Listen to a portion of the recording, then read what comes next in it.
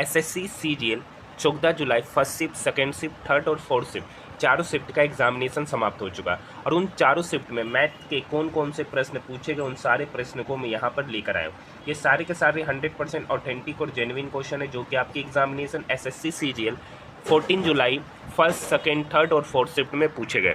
तो वैसे स्टूडेंट जो अभी तक हमारे चैनल को सब्सक्राइब नहीं किए तो आप हमारे चैनल को सब्सक्राइब कर सकते हैं, साथ ही साथ इस वीडियो को अपने दोस्तों के साथ ज़्यादा से ज़्यादा शेयर कर सकते हैं।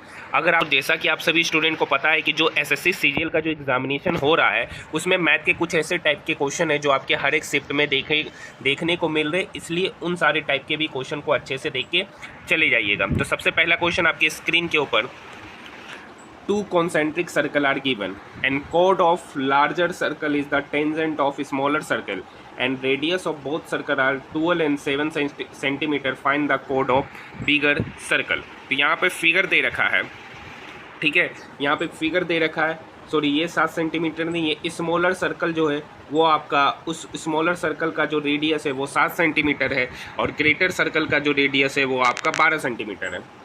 और जो कह रहा है कि जो कोड है बिगर सर्कल का, जो कोड है बिगर सर्कल का वो बेसिकली टेंजेंट है स्मॉलर सर्कल का, जो कोड है बिगर सर्कल का वो बेसिकली टेंजेंट है स्मॉलर सर्कल का।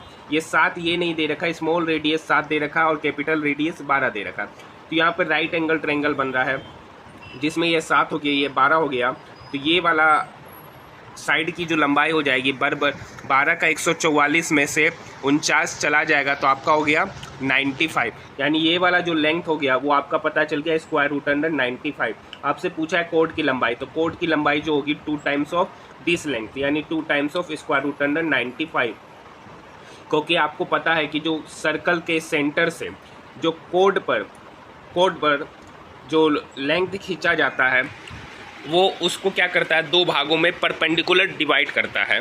अगर ये रूट 95 होगा तो ये भी आपका कितना होगा, रूट 95। पूछा इस कोड की पूरी लंबाई, तो रूट 95 प्लस रूट 95 हो जाएगा 2 रूट 95, जो इस क्वेश्चन का उत्तर है। देखिए आपके एग्जामिनेशन में एक क्वेश्चन सेकेंड वाला फॉर्मूला से पूछा गया है। देखिए क्या क्वेश्चन था कि एक सर्कल है, ठीक है, एक सर्कल है, एक सर्कल के बाहर से एक उस पर टेंजेंट पास कराया जाता है और एक इस तरीके से पास कराया जाता है। इसकी लंबाई 8 दे रखा था, इसकी लंबाई 6 दे रखा था, इसकी लंबाई x दे रखा था। तो आपसे पूछा था x का वैल्यू। तो ये क्वेश्चन है, आपको पता है ये CD आपका 8 दे रखा था और इस टाइप के क्वेश्चन आपके एग्जामिनेशन में रिपीट हो रहे हैं। ये x दे रखा था, ये 6 दे रखा था। तो आपको फॉर्मूला पता है कि फॉर्मूला जो होता है वो होता है CD स्क्वायर बराबर CB इंटू AC होता है। जहाँ पे CD का वैल्यू 8 था तो 8 का स्क्वायर 64 हो जाएगा, बराबर हो जाएगा, ये आपका x था और ये आपका 6 था, बराबर हो जाएगा 6 इंटू 6 प्लस एक्स, बराबर 6 into 6 plus x.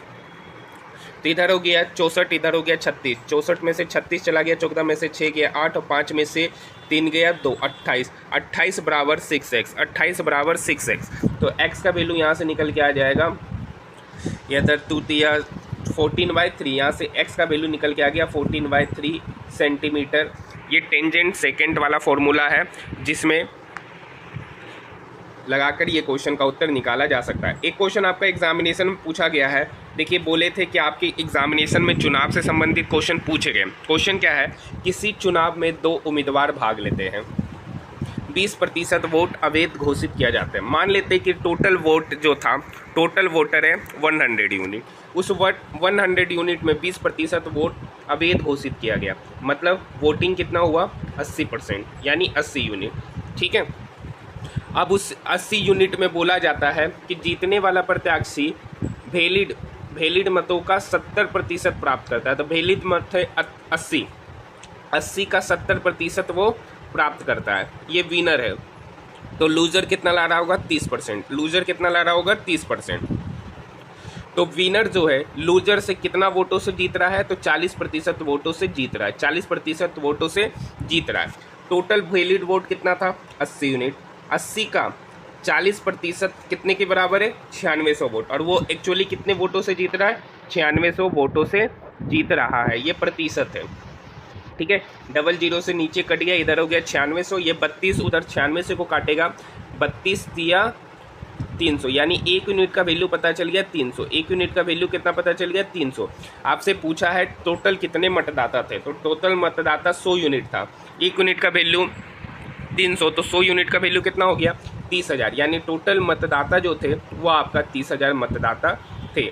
Next question देखिए, एक बेईमान दुकानदार से आपके एग्जामिनेशन में क्वेश्चन पूछा गया, कोई बेईमान दुकानदार वस्तु के क्रय मूल्य पर इतना प्रतिशत यानी 6:1/4% हानि पर बेचता है और वह 16 ग्राम की जगह 14 ग्राम का प्रयोग करता है, तो प्रतिशत लाभ या हानि क्या होगा। तो 6 चौक 24 और 1 25, 25/4% का मतलब हो गया 1/16।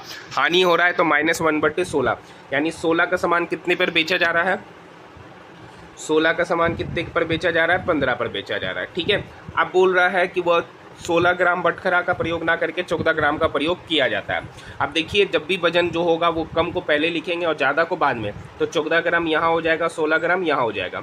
ये रेशियो है, नेट इफेक्टिव निकालेंगे तो 16 से 16 कट गया, यानी 14 का सामान कितने में बेचा गया, 15 में। लाभ कितने का हो रहा है, 1 का, कितने पर, 14 पे, गुना 100।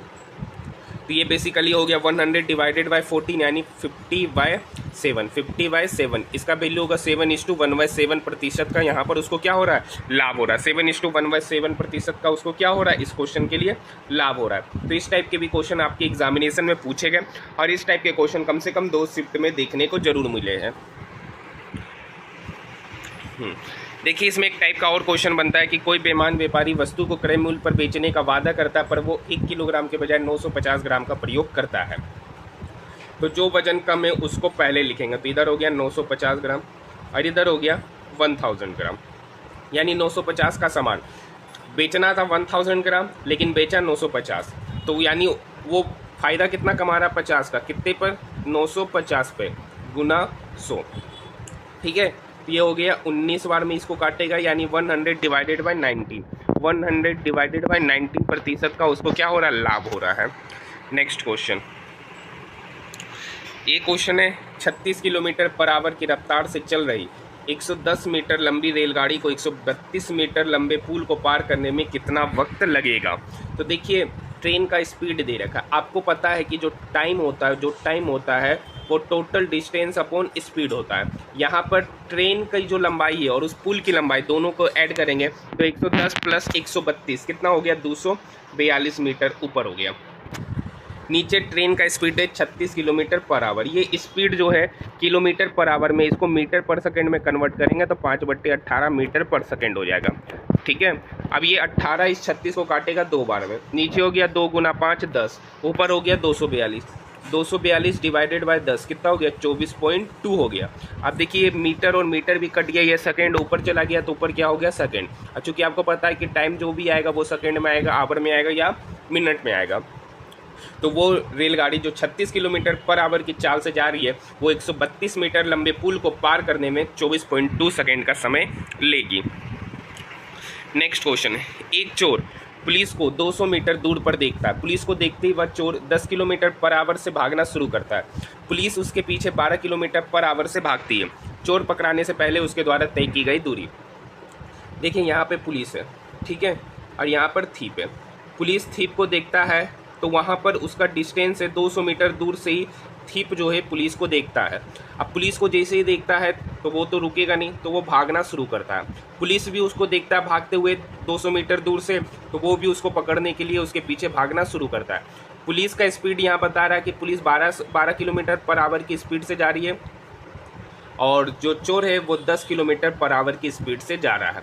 तो बोल रहा है कि कितने किलोमीटर, कितने दूरी के बाद चोर पकड़ा जाएगा। तो यहाँ पे बताइए, जब चोर पुलिस को देखा और जहाँ पर पकड़ा है, दोनों हर केस में टाइम क्या है, कांस्टेंट। यहाँ पर टाइम क्या है, कांस्टेंट। जब टाइम कांस्टेंट हो गया तो स्पीड और डिस्टेंस के बीच में कैसा रिलेशन हो जाएगा, डायरेक्टली प्रोपोर्शनल हो जाएगा। यहाँ पर स्पीड का रेशियो निकाल लेंगे तो यहाँ पर जो थीप और चोर का जो स्पीड है वो 10:12 है, यानी रेशियो हो गया 5:6, 5:6। अगर स्पीड का रेशियो 5:6 है तो डिस्टेंस का भी रेशियो क्या होगा, 5:6। ये चोर और पुलिस का डिस्टेंस का भी रेशियो है, क्योंकि टाइम कांस्टेंट होने की वजह से स्पीड और डिस्टेंस के बीच डायरेक्टली रिलेशन हो जाता है।